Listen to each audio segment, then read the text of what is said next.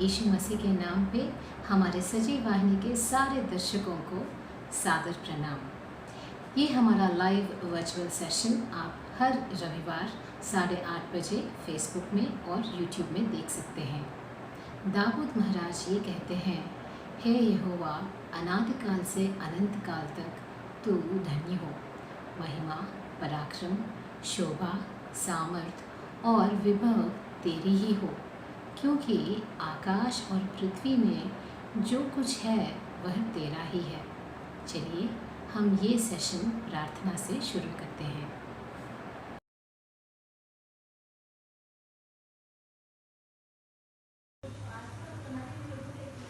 सारे सृष्टि के मालिक, सारे सृष्टि के रक्षक प्रभु परमेश्वर, हम आपके चरणों में आते हैं।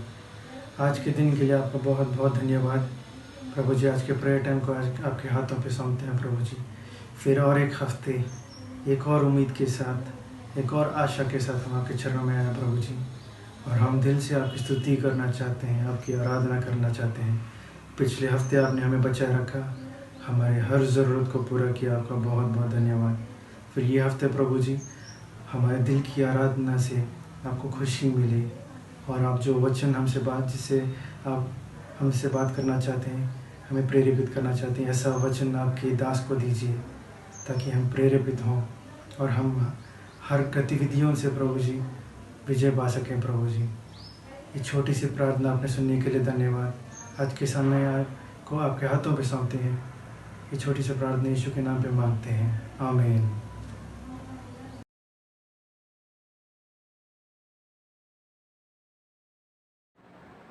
बाइबल के वचन ये कहते हैं, सदा आनंदित रहो और हर बात में धन्यवाद करो, क्योंकि परमेश्वर की यही इच्छा है। चलिए हम सब मिलके आराधना करें इस परमात्मा की कुछ गीतों के साथ।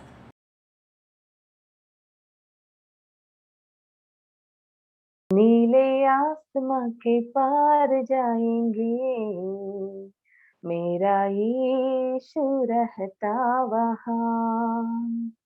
नीले आसमान पे पार जाएंगे, मेरा यीशु रहता वहाँ।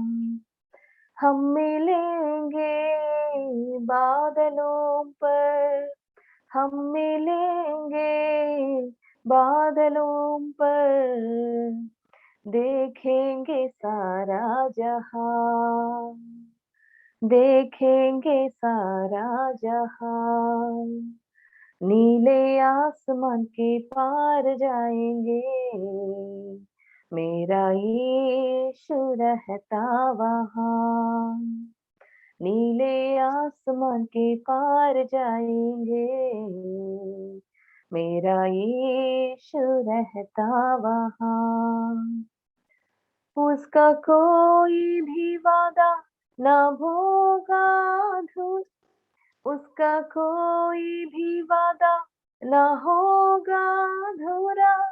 हर एक वादा उसका होता है पूरा, उसका कोई भी वादा, उसका कोई भी वादा ना होगा अधूरा। हर एक वादा उसका होता है पूरा, उसका कोई भी वादा, उसका आने का वादा भी होगा पूरा।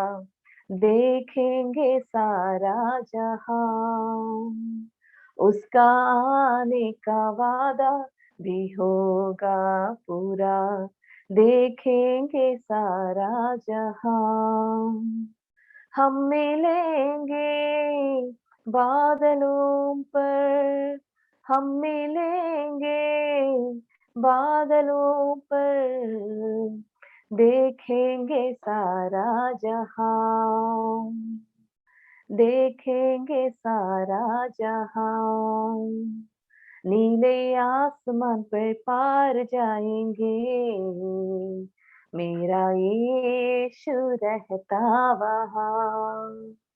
नीले आसमान के पार जाएंगे, मेरा यीशु रहता वहाँ। ये विश्वास है मेरा जो होगा पूरा, सपना ये मेरा ना रहेगा अधूरा। ये विश्वास है मेरा, ये विश्वास है मेरा जो होगा पूरा, सपना ये मेरा ना रहेगा अधूरा।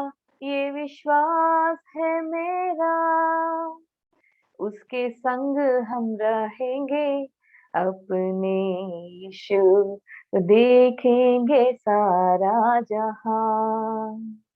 उसके संग हम रहेंगे अपने यीशु को, देखेंगे सारा जहां। नीले आसमान के पार जाएंगे, मेरा यीशु रहता वहां। नीले आसमां के पार जाएंगे, मेरा यीशु रहता वहां। हम मिलेंगे बादलों पर, हम मिलेंगे बादलों पर, देखेंगे सारा जहां, देखेंगे सारा जहां, देखेंगे सारा जहां, देखेंगे सारा जहां।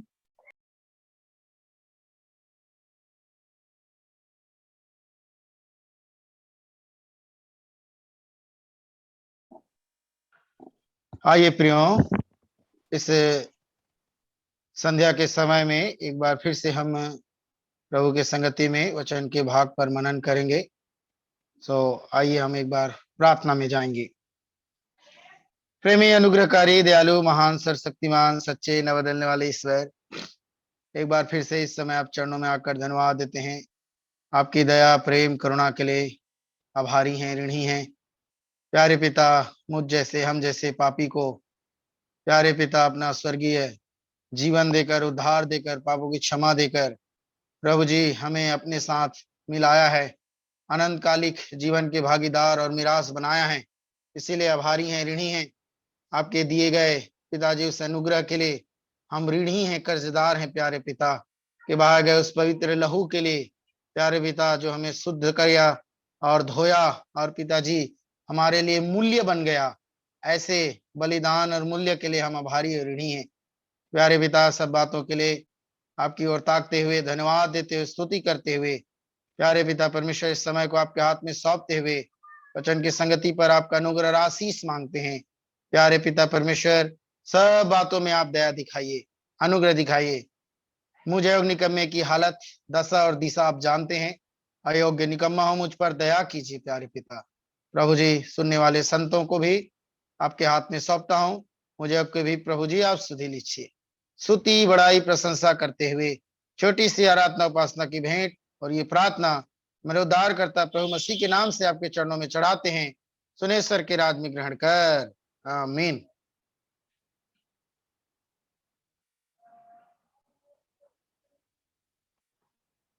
आइए प्रियो, इस समय हम वचन के भाग में जाएंगे और सभी प्रिय भाई और बहनों को, संतों को, प्रभु के प्रजाओं को जय मसीह की कहता हूं। प्रियो, हम इस समय में हम एक वचन का भाग लेंगे और उस पर हम मनन करना चाहते हैं।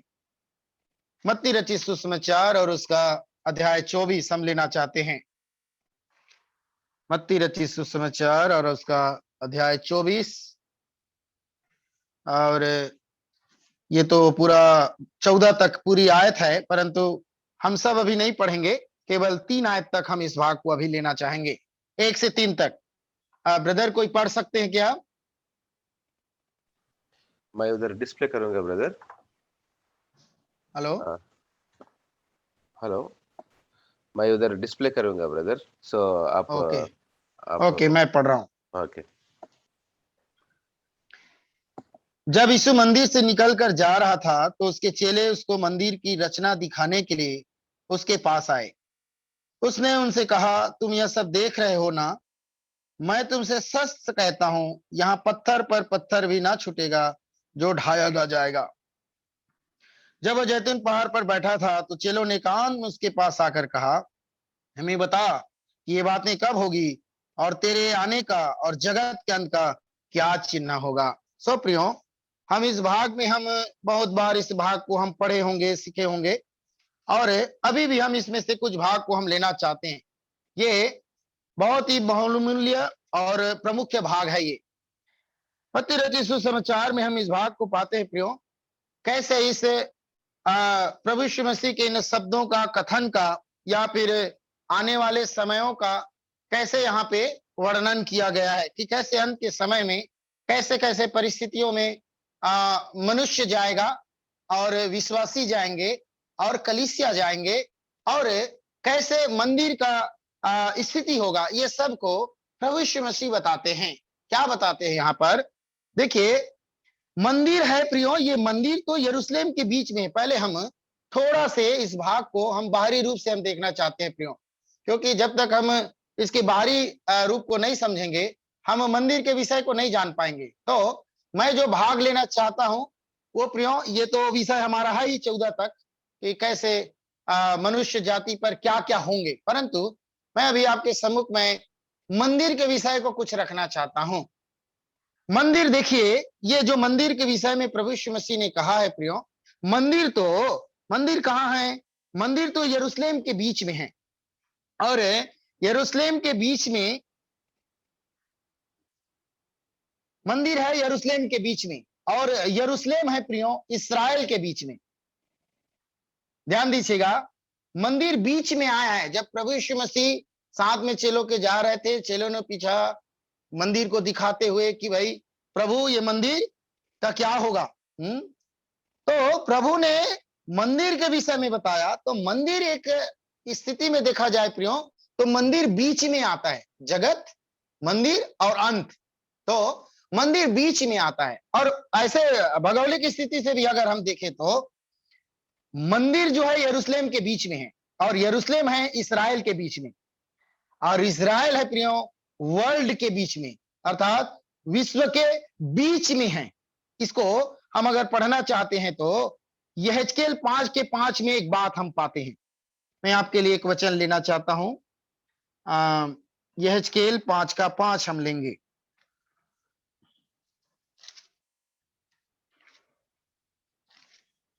देखिए 5:5 हमें क्या बताता है।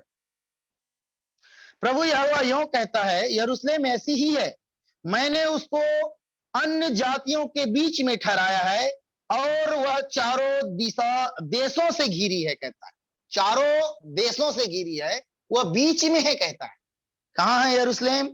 चारों देशों से घिरी है और अन्य जातियों के बीच में है। इसका मतलब हम इसके संदर्भ को समझना चाहेंगे प्रियो। यरूशलेम, इसीलिए देखिए अगर हम वचन पे देखेंगे तो अन्य जातियों के बीच में है कहता है, और वह चारों ओर देश से घिरा है, मतलब वह बीच में है। प्रभु की मंदिर के बीच का पर्दा फटा। मंदिर से बाइबिल का बहुत बड़ा कनेक्शन है प्रियो। बीच का जो संदर्भ हम देखते हैं वो बहुत बड़ा कनेक्शन है। बीच का, बीच जो संदर्भ हम देख रहे हैं, मंदिर बीच में है, ध्यान रखेगा। ये अन्य जातियों के बीच में है, ध्यान रखेगा। और यरूशलेम इजराइल के बीच में है, और इजराइल पूरे विश्व के बीच में है, सेंटर में है। तो हम इस बात को हमको सीखना होगा। क्या सीखना होगा? देखिए कई लोग कहते हैं जैसे कि अमेरिका वर्ल्ड सेंटर है ना, ठीक है, वो आज है प्रियो, परंतु 200-300 साल पहले वर्ल्ड सेंटर नहीं था वो। पर यरूशलेम पहले से है। अमेरिका तो 200-300 साल पहले आया मान लीजिए, लेकिन यरूशलेम तो बहुत पहले है। कुल मिलाकर मंदिर इस संसार का सेंटर हुआ है, ध्यान रखिएगा। क्या? यरूशलेम का मंदिर वो बीच में पड़ा है, बीच।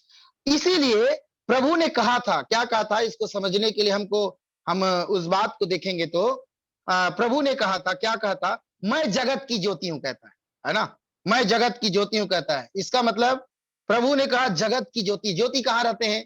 बीच में रखते हैं। जैसे प्रभु ने कहा ज्योति को बीच में रखते हैं, कहता है, ना कि किनारे में, है ना। ज्योति को किनारे में नहीं रखते हैं, दीवट को किनारे में नहीं रखते, कहते हैं हाँ बीच में रखते हैं ताकि सबको प्रकाश दे। मंदिर का यीशु के साथ बहुत बड़ा कनेक्शन है प्रियो। 24 के 4 में हम इस बात को सीखते हैं। हम मत्ती 24 के 4 हम लिए हैं, 24 लिए, उसके 4 में देखिए एक बात लिखता है, यीशु ने उनको उत्तर दिया, सावधान रहो कोई तुम्हें ना भरमाने पाए। आगे हम इस बात को सीखेंगे, उससे पहले प्रियो यहां पर हम देखना चाहते हैं, ज्योति को बीच में रखते हैं ना कि किनारे में। और हम देखते हैं कैसे प्रभु ने कहा इस मंदिर को ढा दो। ऐसे कई ऐसे शब्दों को प्रभु यीशु मसीह के हम पाते हैं कि मंदिर के विषय में उन्होंने बहुत कुछ कहा है।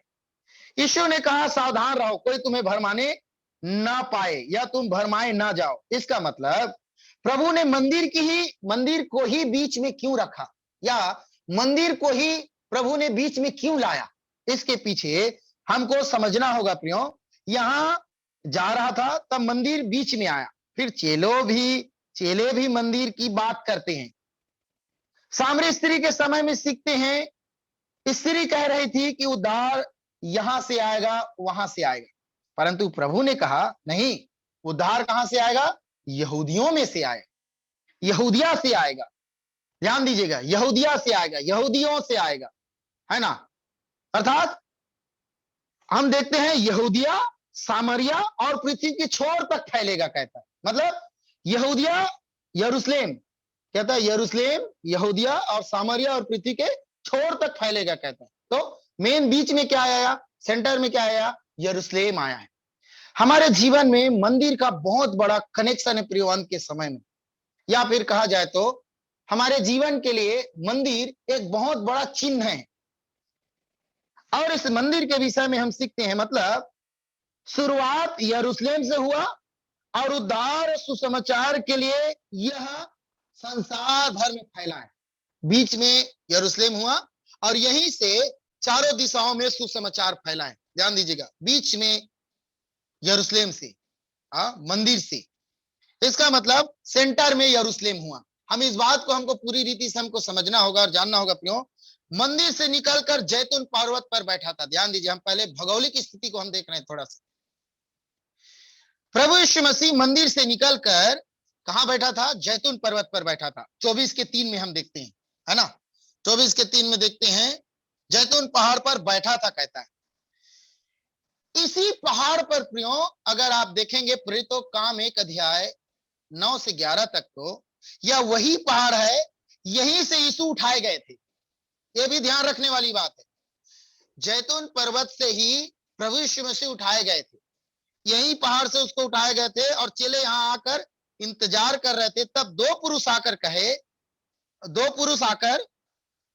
कहे हे गलीली पुरुषों, जैसा वे गए हैं वैसे ही वे आएंगे।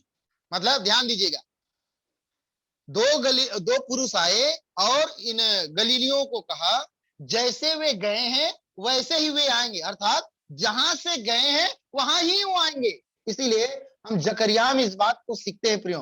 हाँ, वो संभवतः जैतून पर्वत पर पांव धरेगा कहता है ना। जैतून पर्वत पर वापस प्रभु का जब आगमन होगा तो जैतून पर्वत पर पांव धरेगा। इसके बहुत लंबा विषय है ये जो विषय है, परंतु मैं क्या लेना चाहता हूं इस पे, बात सीखने की बात है प्रियो। जैसा वे गए हैं, ध्यान दीजिएगा, जैसा वे गए हैं वैसे ही आएंगे। अब हमें जो सीखने की बात यह है, गए हैं और आएंगे के बीच में एक गैप है, इसको ध्यान देना है। प्रभु यीशु मसीह गए हैं और फिर आएंगे, तो गए हैं और आए के बीच में एक लंबा गैप है हमारे लिए प्रियो। आज 2021 साल हो गया, प्रभु यीशु मसीह नहीं आए, तो ये गैप है। ये क्यों गैप है, ये क्यों दिया है प्रभु यीशु मसीह, कि आप और मैं तैयार हों प्रियो प्रभु के साथ जाने के लिए, प्रभु के साथ जीने के लिए, प्रभु के साथ काम, प्रभु के साथ आनंद करने के लिए, स्वर्गीय जीवन में स्वर्गीय मिरास को पाने के लिए। ये जो गैप है हमको यही दिया गया है कि प्रभु के आगमन तक हम तैयार हों, कलीसिया तैयार हो, मंडली तैयार हो। इसीलिए जगह जगह सुसमाचार सुनाया जा रहा है, जगह जगह काम किया जा रहा है प्रियो।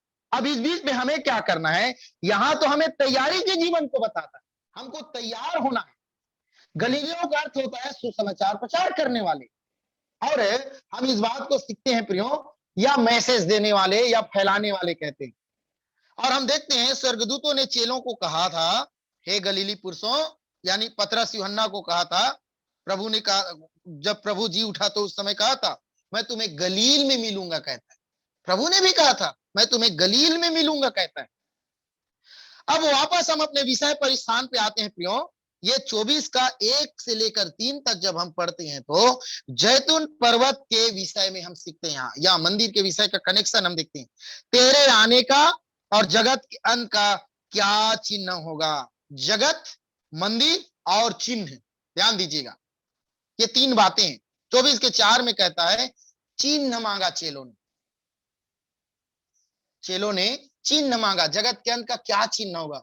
मेरे भाई और बहनों, आज देखिए कितने प्रकार के चिन्ह और चमत्कार के पीछे लोग जा रहे हैं। बाइबल हमें कितना स्पष्ट से बताता है कि हमारे पास बहुत चिन्ह दे दिए गए हैं, बहुत चिन्ह दे दिए गए हैं। इसीलिए प्रभु यीशु मसीह ने कहा था योना यूनुस को छोड़ के, उनके जो योना यूनुस के जो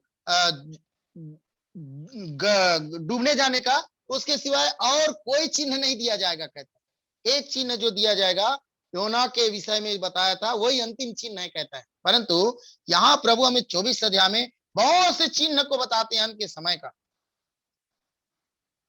अंत का समय कहां से शुरू हुआ? वास्तविकता देखा जाए प्रियो, अंत का समय तो प्रभु यीशु मसीह के स्वर्ग जाने के समय से ही प्रारंभ हो गया है। अगर हम सही रीति से इसको समझें तो अंत का समय तो प्रभु यीशु मसीह के पृथ्वी को वापस जाने के समय ही शुरू हो गया है, या उठाए जाने के बाद से शुरू हो गया है। चिन्ह सभी सदी में घटा है, ऐसा नहीं है। अभी यहाँ चिन्ह बता रहा है, क्या पहले सदी में चिन्ह नहीं घटा? चिन्ह घटा, पहली सदी में घटा, दूसरी सदी में घटा, तीसरी सदी में घटा, 18वीं सदी में घटा, 21वीं सदी में अभी घट रहा है। प्रभु ने कहा था योना के चिन्ह को छोड़ा और कोई चिन्ह नहीं दिया जाएगा, और वो प्रभु यीशु मसीह के मरने और जी उठने की चिन्ह था प्रियो। पर प्रभु यहाँ मत्ती 24 के 4 में अब आगे चिन्हों के बारे में बताता है। लेकिन एक चिन्ह उन्होंने शुरू में कहा, वो है मंदिर का विनाश। मंदिर का एक पत्थर से पत्थर भी नहीं रहेगा, कहता है। तो हम इन चिन्हों के विषय में अंतिम समय में हम देखना चाहते हैं प्रियो, हम समझना चाहते हैं कि अंत के समय में हमारा अंत का समय कितना नजदीक आ गया है। लोग अभी हल्के में ले रहे हैं, लोग अभी कहते हैं अभी बहुत समय है, 2000 साल हो गया प्रभु नहीं आया, हाँ 2021 साल हो गया प्रभु नहीं आया, लोग हल्के में ले रहे हैं प्रियो। याद रखिएगा मेरे भाई बहनों, प्रभु यीशु मसीह का आना बहुत ही निकट है, अति अति निकट है। इस बात को स्मरण रखिए और अपने आप को तैयार करें प्रभु के पास जाने के लिए, प्रभु के साथ जाने के लिए। 12 चिन्ह प्रभु ने यहाँ पे प्रियो 24 अध्याय में हमको बताया है। 12 क्या, मैं सोचता हूं 12 से 14-15 चिन्ह, 14-15 चिन्ह यहाँ पे दिखाया गया है। परंतु मुख्यतः 12 चिन्हों पर मैं थोड़ा समय मैं आपके सम्मुख रखना चाहता हूं। क्या क्या चिन्ह दिए हैं प्रभु ने? देखिए, पहला तो भरमाया जाना कहता है, भरमाया जाना कहता है, इसीलिए सावधान रहो कहता है। किससे सावधान रहना है? भरमाया जाना। भरमाएंगे कौन इस संसार में? अभी झूठे शिक्षक, सेवक, पास्टर, ये मसीह लोगों में भी भरमाए जाएंगे। अच्छा, कौन भरमाए जाएंगे? और विश्वासी कलीसिया भरमाई जाएगी। तो ये अंत के समय के चिन्ह है, भरमाए जाना। और आप देखेंगे भरमाया जाना, पकड़वाया जाना और बैर रखेंगे, इन बातों को प्रभु बार बार बोला। 24 अध्याय में डबल दोहराया है प्रभु ने, तुमको बैर रखेंगे, तुमको पकड़वाएंगे, हाँ तुम भरमाए जाओगे। प्रभु ने उन बातों को जोर दिया है, हाँ डबल कहा है। क्यों? उसको ज्यादा तवज्जो दिया है प्रभु ने, क्योंकि ये अंत के समय में ऐसा ही होगा प्रियो। तो मेरे भाई और बहनों, हमको इस बात को जानना है कि क्या है इसमें। कुछ ऐसी मसीह होंगे जो इनमें नहीं फंसेंगे, ये भी हमको जानना है। कुछ ऐसे विश्वासी होंगे जो नहीं फंसेंगे, इनमें से निकल जाएंगे, क्योंकि वे प्रभु की शिक्षा में और संगति में मजबूत हैं। दूसरा, वे जो भरमाए जाएंगे कमजोर विश्वासी भरमाए जाएंगे ज्यादातर, ध्यान रखिएगा।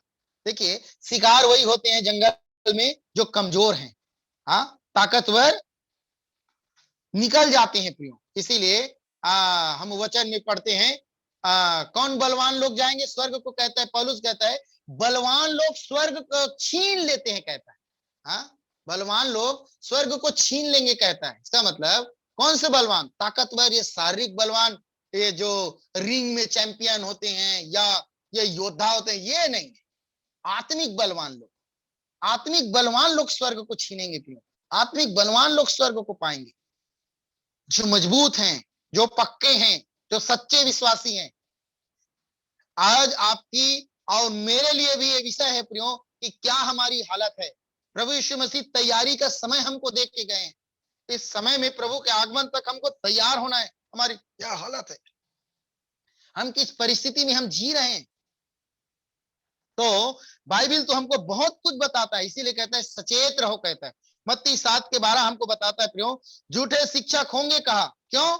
इन बातों को प्रभु ज्यादा जोर दिया, क्योंकि ऐसे ही कई शिकायत हो जाएंगे। तो आप ये ना सोचें जिनके हाथ में बाइबल है, जिनके हाथ में बाइबल है वह सच्चा सेवक होगा या विश्वासी होगा। आप और मैं नहीं कह सकते, क्योंकि बहुत से लोग के बारे में हमने दूसरा कुरिन्थी 11:13-15 बताता है। क्या बताता है? पौलुस कहता है झूठे प्रेरित, रूप धरने वाले, ज्योतिर्मय स्वर्गदूत का रूप लेंगे, ऐसे आएंगे, ऐसे होंगे। मेरे भाई और बहनों, इसीलिए सावधान रहने की जरूरत है। शैतान तो 24 घंटे की नौकरी कर रहा है, याद रखिएगा। हाँ, वो तो 24 घंटे अपने काम में लगा हुआ है। पहला पत्रस में हम सीखते हैं 5:8 में। तो हमें कितना सचेत होना है। इसीलिए दूसरे पत्रस लिखते समय पत्रस फिर लिखता है, क्या लिखता है? 3:17 में लिखता है चौकस रहो। कहता है प्रभु के दास भी उस 3 अध्याय में दूसरे आगमन के संबंधित कई बातों को उन्होंने लिखा है। अंत के समय का चिन्ह पत्रस ने भी लिखा है। तो अंत के समय के ये चिन्ह को हमको अभी जानना है प्रियो, और हमको सचेत होना है। केवल जानना नहीं है, परंतु सचेत होना है। हमें उससे बचना है, हमें उससे दूर रहना है। तो ध्यान दीजिए प्रियो, जो हम बात कर रहे थे, यरूशलेम से अपना कार्य आरंभ करेगा। कहां से? शैतान कहां से लूसीफर अपना काम आरंभ किया करेगा? यरूशलेम से ही करेगा। क्यों? क्योंकि सेवा भी वहीं से शुरू हुआ है, सुसमाचार भी वहीं से शुरू हुआ है। उस सेंटर से, उस बीच से, वो मंदिर से ही, वो जगह से ही शैतान आज भी काम कर रहा है प्रियो। प्रभु अपना काम कर रहा है और शैतान भी अपना काम कर रहा है, लोगों को भरमाने का, पूरे संसार को। इसीलिए प्रकाशित वाक्य 12:9 हमें बताता है सारे संसार का भरमाने वाला कहता है। तो भरमाने वाला, इसीलिए प्रभु ने कहा था पहले ही कि तुम भरमाए ना जाओ। ये बहुत बड़ा विषय है प्रेम।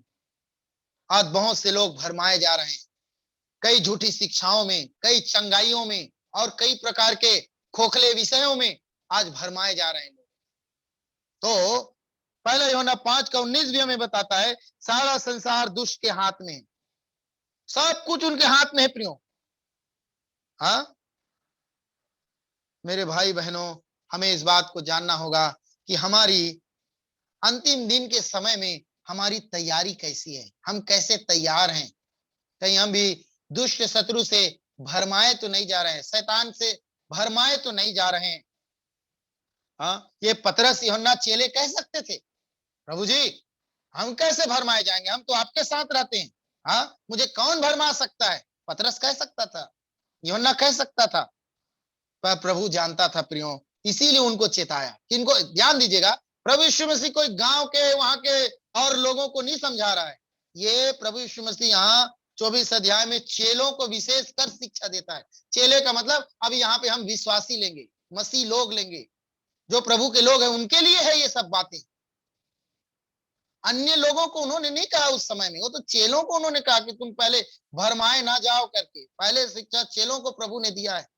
उस समय पतरस यूहन्ना कह सकते थे हम कैसे भरमाए जाएंगे प्रभु, पर प्रभु जानता था, इसीलिए चेताया। पर ये चेते नहीं, ध्यान रखिएगा, ये चेते नहीं। प्रभु ने चेताया था, प्रभु ने समझाया था, प्रभु ने उनको क्या बोला जाए, प्रभु ने उनको आगाज किया था, लेकिन ये चेते नहीं। एक समय आया, छोड़ छाड़ के सब भाग गए। प्रभु यीशु मसीह का एक समय आया, छोड़ छाड़ के सब भाग गए प्रियो। मरकुस 14:50 में हम पढ़ते हैं, एक ने तो 3 बार इनकार किया। किसने? पतरस ने।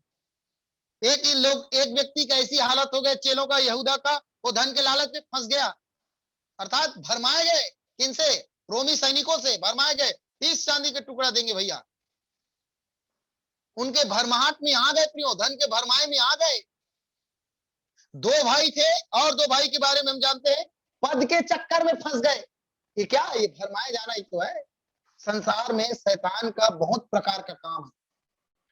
हम सोचते हैं कई केवल आत्मिक हानि हमारे नुकसान करेगा, नहीं नहीं, वो कई प्रकार से हानि करता है। अय्यूब के जीवन में देखिए ना, अय्यूब के जीवन में सबसे पहला नुकसान अगर शैतान ने किया तो क्या किया?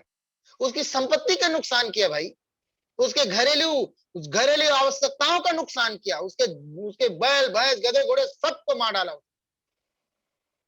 बहुत से उनका नुकसान किया। हाँ, कहता है उसकी नजरें उसके घर पर था, घर पर तूने पहरा बैठाया, कहता है। तो उसका हानि हम देखते हैं प्रियो कई प्रकार से है। ये 2 भाई पद के चक्कर में फंस गए, भरमाए गए, और इन्होंने अपनी मां को भी साथ में लिया। हम देखते हैं 2 भाई ये अपनी मां को भी यीशु मसीह के पास लेकर जाते हैं और कहते हैं, हाँ, उसकी मां के द्वारा वो लोग बात करवाते हैं।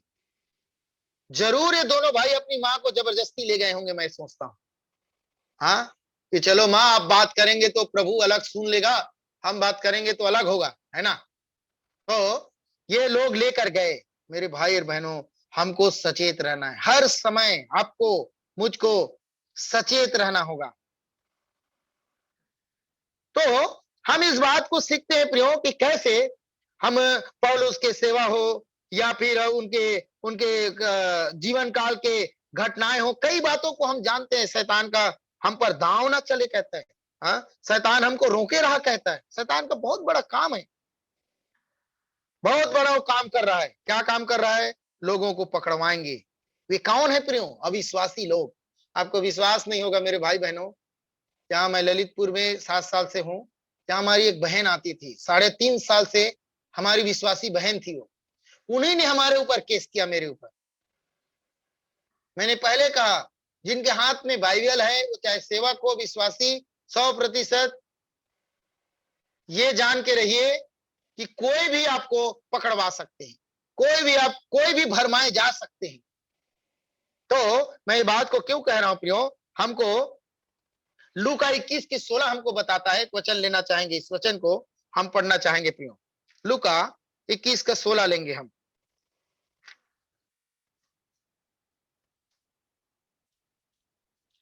देखिए क्या कहता है, तुम्हारे माता पिता और भाई कुटुंब और मित्र भी तुम्हें पकड़वाएंगे, यहां तक कि तुम में से कुछ को मरवा डालेंगे। अब बताइए ये क्या है? ये 21 अध्याय लूका में भी हम पाते हैं, पूरे अंत के समय की बातों को हम सीख रहे हैं। तो कहता है परिवार के लोगों से भी हमको सावधान रहने की आज आवश्यकता है। परिवार कौन है? प्रभु यीशु मसीह ने कहा, मेरे माता पिता भाई बहन कौन है? जो प्रभु के वचन को सुनते हैं, मानते हैं और पढ़ते हैं और उन पर चलते हैं। हमें उनसे ज्यादा सतर्क रहना है प्रियो। ये भी हमको पकड़ाएंगे, याद रखिएगा, ये भी हमको पकड़ाएंगे। इस 16 आयत के अनुसार मरवा डालेंगे लिखता है। पकड़वाना तो थोड़ा हल्की बात हो गई, मरवा डालेंगे लिखा है। सोचिए, इतनी बड़ी समस्याओं में समय ये हमारा जी रहे हैं, हम चल रहे हैं प्रियो। अंतिम समय में हम पक्का जी रहे हैं। आज ऐसा हो रहा है, घटनाएं ऐसी परिस्थिति है आज।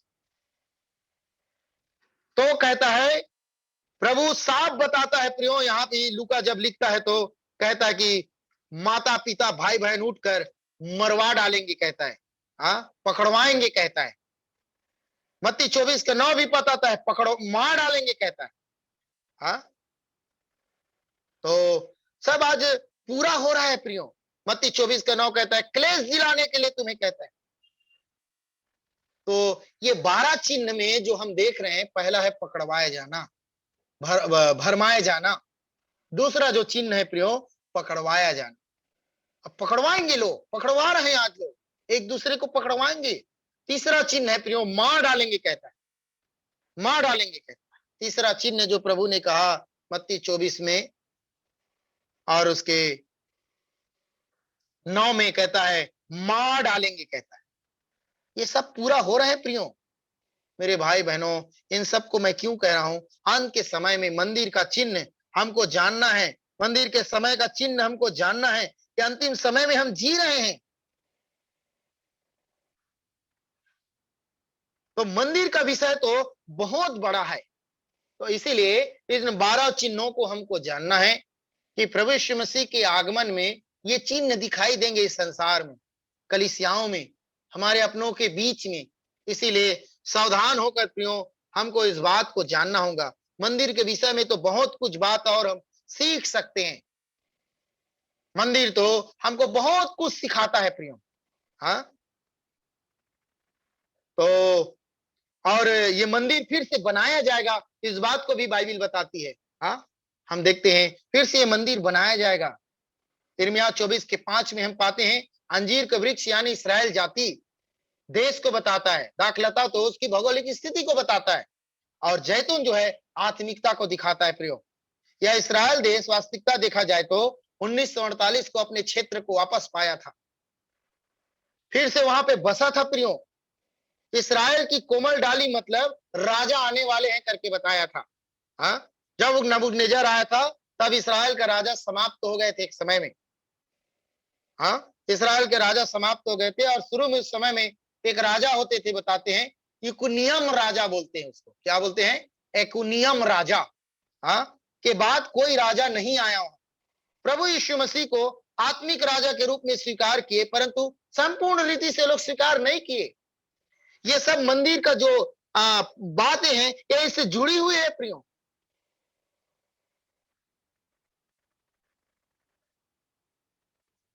तो इस्राएली जो सरकार थे उस समय में उसको संपूर्ण राजा के रूप में घोषित नहीं किए, परंतु इस्राएल में राजा की नियुक्ति 14 मई 1948 को प्रियो सबसे पहले हुई थी। और राजा था अर्थात प्राइम मिनिस्टर था डेविड बेन कुरियन बोलते हैं उसको।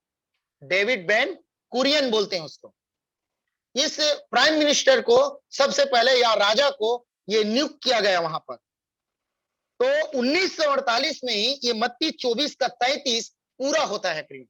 मत्ती के 33 में जब हम पढ़ते हैं तो हम पाते हैं प्रियो यहाँ पर कि मत्ती 24 का 33 यहाँ वचन पूरा होता है। इस रीति से जब तुम इन सब बातों को देखो तो जान लो कि वह निकट है, वरन द्वार पर ही है। निकट है, प्रभु यीशु मसीह निकट है प्रियो। आपको अगर जानकारी होगा प्रियो, करीबन करीबन इस्राएल देश में 1900 वर्ष तक कोई राजा इस्राएल में नहीं था। 1900 वर्ष तक कोई राजा नहीं था वहां।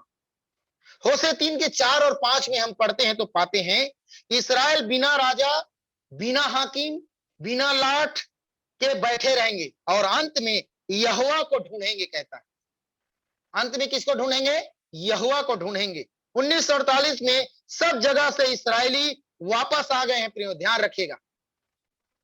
इजराइल में हिटलर के समय में ये सब तितर बितर हो गए थे, सब बिखर गए थे। उस समय हिटलर के तानाशाही से बहुत परिवार बिखर गए थे, सब कई देशों में चले गए थे। लेकिन इस्राएल का फिर से बनना या इस्राएल लोगों का इकट्ठा होना अंत के समय का चिन्ह है। इस्राएली लोग वापस आ गए भाई इस्राएल में। तो इसका मतलब क्या हुआ?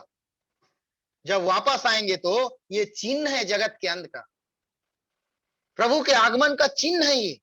कई साल तक उस जगह में इसका कोई अस्तित्व नहीं था, परंतु देखा जाए तो पहला राजा जैसे मैंने बताया डेविड बेन कुरियन, ये जब बना तो दूसरा अंतिम राजा जो होगा प्रभु यीशु मसीह हो।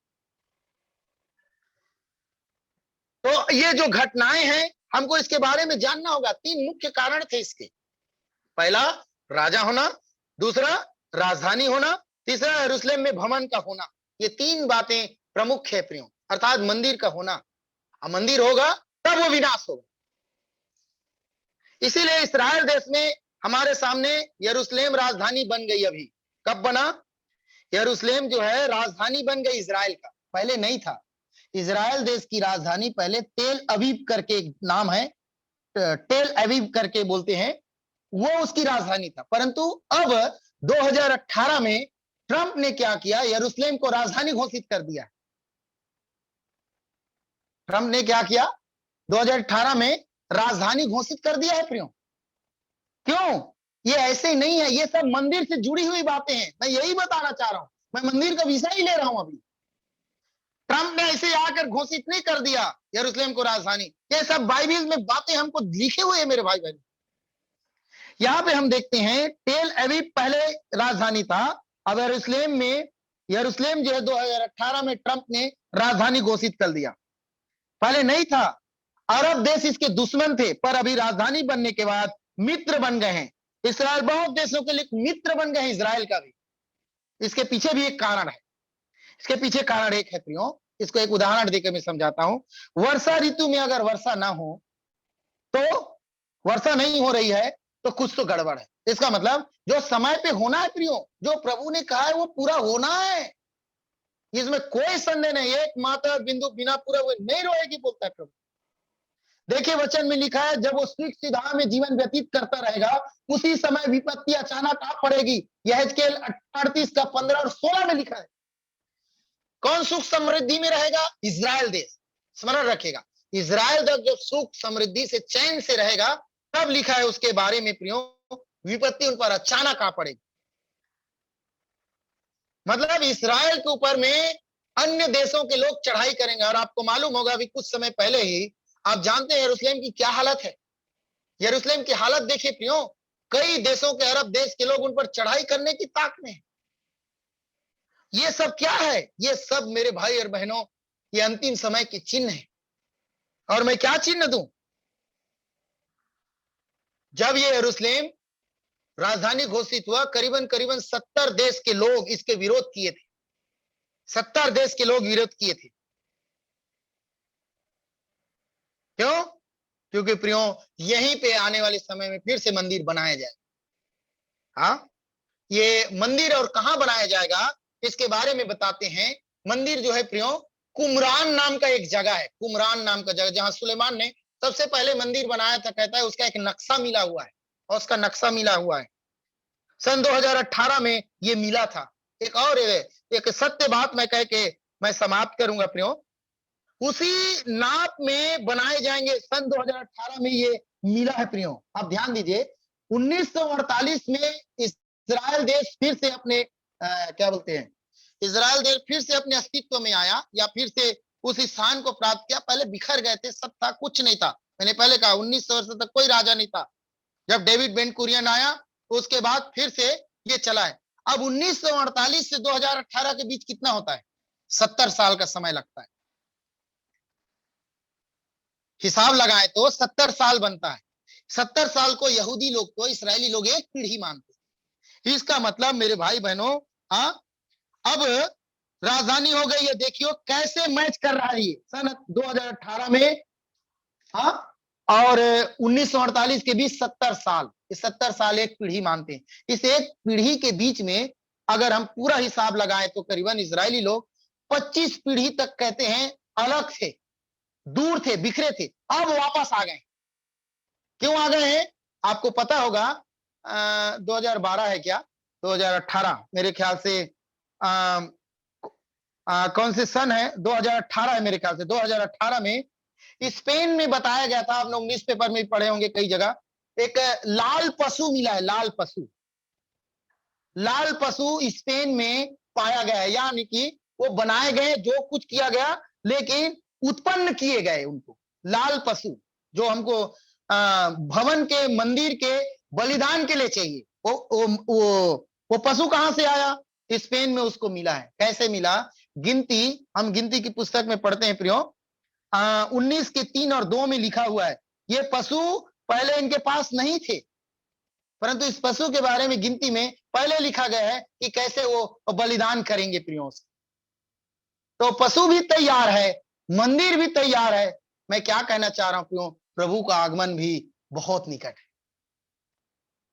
मेरे भाई और बहनों, समय ज्यादा नहीं है इसी विषय को, तो मैं यही कहना चाहूंगा, अंत का समय में हम जी रहे हैं, बहुत ही निकट है प्रभु यीशु मसीह का आना।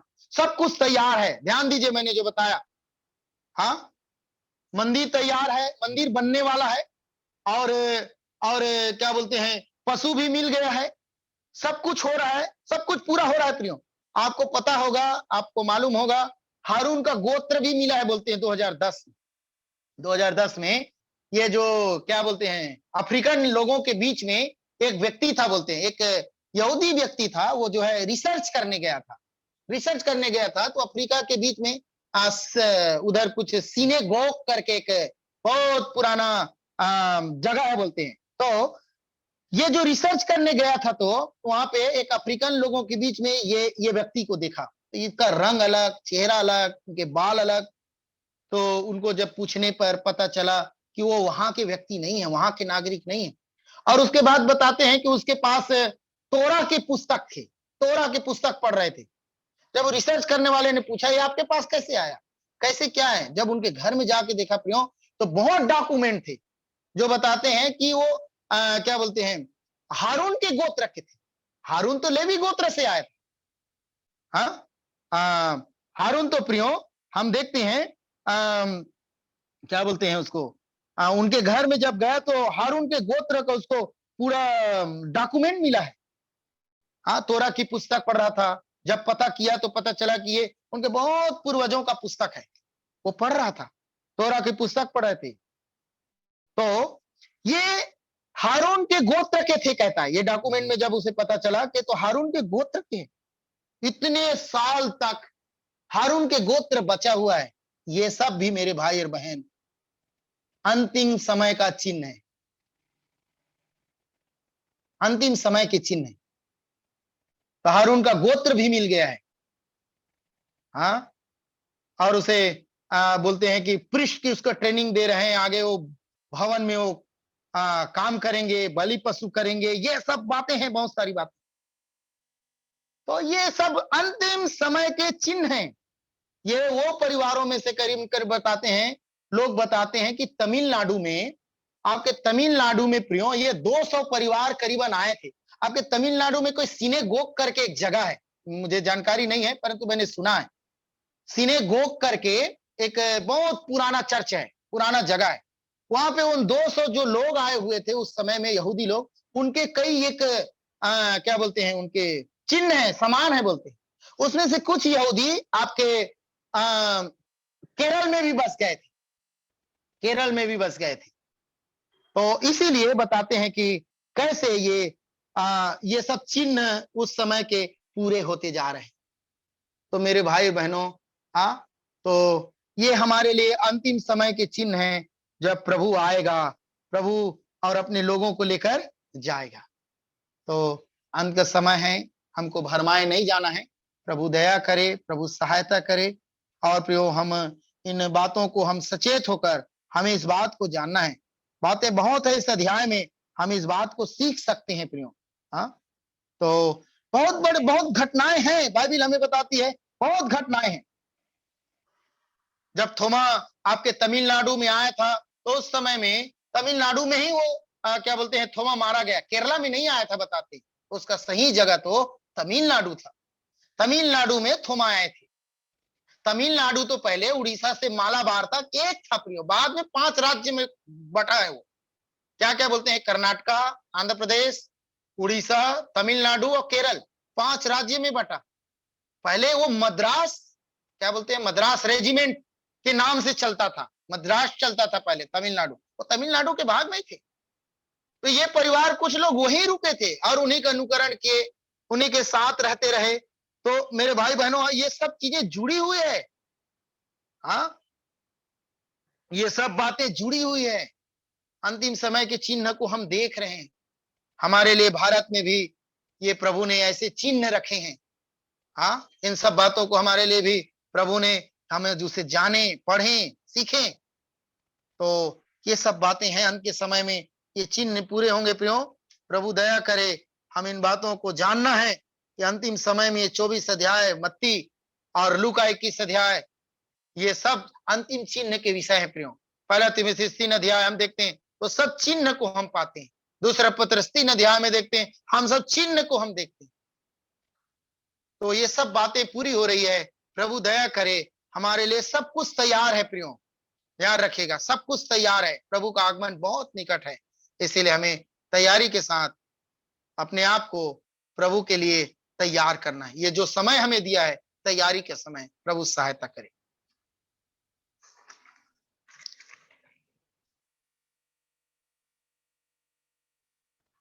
आइए प्रार्थना करेंगे प्रियो।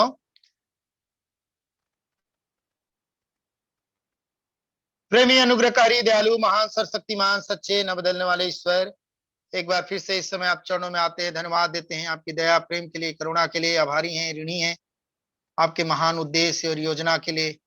प्यारे पिता परमेश्वर, ये मत्ती 24 अध्याय, ये तो चेलों ने प्रश्न किया और इस प्रश्न के पीछे इतना सारी बातें आपने बताया है प्रभु, चिन्ह बताया है, इसीलिए धन्यवाद प्रभु जी। इन प्रश्नों के पीछे बहुत बड़ा भविष्यवाणी है, बहुत बड़ा उत्तर है प्रभु। प्यारे पिता, आपने उसे अपने चेलों को प्रकट किया, जो आज हमारे लिए बड़ा काम का है प्रभु जी, आपके संतों के लिए, आपके लोगों के लिए, मनुष्य जाति के लिए, प्रजा के लिए। ये तो बहुत बड़ा चिन्ह है जो आज पूरे हो रहे हैं। ये चेले अगर प्रश्न नहीं करते तो प्रभु जी आज हम इन बातों को मत्ती 24 अध्याय और 21 अध्याय हम पाते नहीं पढ़ पाते। सो प्रभु, हम सबके लिए धन्यवाद देते हैं। और मंदिर के विषय में आपने प्रभु जी अनुग्रह दिया है, ये तो बहुत कुछ मंदिर हमें बताता है प्रियो। प्यारे पिता, हमारे जीवनों के लिए प्रभु जी आपने सब कुछ रखा है और आपका आना निकट है और मंदिर का काम भी सब पिताजी पूरा हो रहे हैं, सब बातें पूरी हो रही हैं।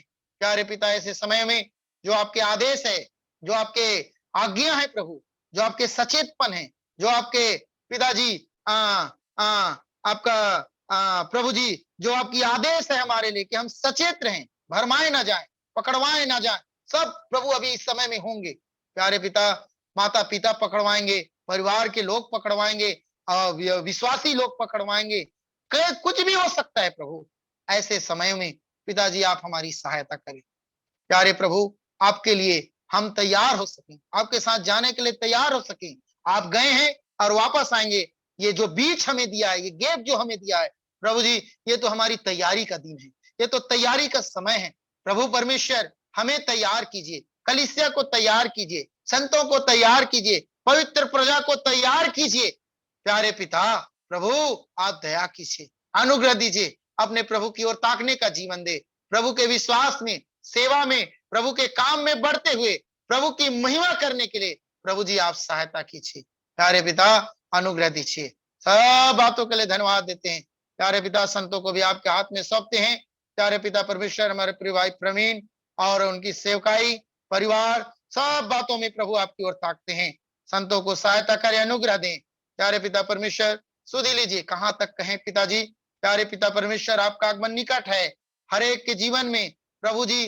प्यारे पिता, सचेत बनाना है प्रभु, आपके लिए जी सके। हम पर दया करो, हम पर दया करो प्रभु। प्यारे पिता, आपका आना अति निकट है। पिताजी, आपने कहा तुम समयों और कालों को जान जाते हो, तुम ऋतुओं को जान जाते हो। बारिश का समय है, गर्मी का समय आने वाला है प्रभु जी। प्यारे पिता, आपके आगमन को भी हमें जानना है। इन सब बातों को हम देख रहे हैं, संसार में घट रही है पिताजी, सब कुछ पूरा हो रहा है प्रभु जी। प्यारे पिता, आप दया कीजिए, अनुग्रह दीजिए। प्यारे प्रभु, आपके लिए हम तैयार हो सके, हमारे जीवनों पर बड़ा आपकी अनुग्रह मांगते हैं। कलीसिया तैयार हो सके, ऐसी दया कीजिए। आदर महिमा आपको देते हुए एक बार फिर से सब बातों के लिए आपकी ओर ताकते हुए विश्वव्यापी मंडली को, हेब्रोन से जुड़ी झुंड को, कलीसिया को, सब संतों को आपके हाथ में सौंपता हूं। प्रेमी पिता परमेश्वर, अन्य जातियों के बीच सेवकाई और हो प्रभु जी, आप दया करें। वे भी जाने प्रभु यीशु मसीह दोबारा आने वाले हैं और अपने संतों को लेकर जाने वाले हैं। पिताजी, प्रभु यीशु मसीह के नाम पर लोग विश्वास करें, यही हमारी प्रार्थना है। जगह जगह पिताजी सुसमाचार का काम हो, प्रचार हो, लोग पिताजी प्रभु को जाने पहचाने प्यारे पिता, और पापों की क्षमा पाए, पश्चाताप करे, ऐसी दया कीजिए। आपके जो संतान विश्वास किए हैं, ग्रहण किए हैं, वे प्रभु में दृढ़ रहें, भरमाए न जाए पिताजी। कई प्रकार से शैतान शत्रु आज भरमाना चाहता है पिताजी, भरमा रहे हैं। प्रेमी परमेश्वर हानि लाना चाहता है। ऐसे समय में आपके संतान जो पवित्र प्रजा है पिताजी, आपकी पवित्रता में दिन दिन अंश अंश हर समय बढ़ते हुए प्रभु के लिए योग्य प्रजा तैयार होकर प्रभु के साथ जाने के योग्य बन सके, ऐसी दया अनुग्रह कीजिए। सब बात के लिए आपकी ओर ताकते हैं। प्यारे पिता, कहां तक कहें प्रभु, सब कुछ आपके हाथ में है। इसीलिए पिताजी आपकी ओर ताकते हुए, स्तुति बड़ाई प्रशंसा करते हुए प्यारे पिता प्रार्थना सुना, इसलिए धन्यवाद। आपके आगमन के लिए हमें तैयार कर, प्रार्थना सुना, इसीलिए धन्यवाद देते हुए प्रार्थना मेरे उद्धार करता प्रभु मसीह यीशु के नाम से लाते हैं, सुनेश्वर के राज में ग्रहण कर, आमीन। परमेश्वर पिता का प्रेम, प्रभु यीशु मसीह का अनुग्रह, पवित्र आत्मा की सहभागिता अब से लेकर प्रभु के दोबारा आगमन तक हर एक विश्वासी संगड़ों के साथ होती रहे। आमीन आमीन। सभी प्रिय भाई बहनों को जय मसीह की।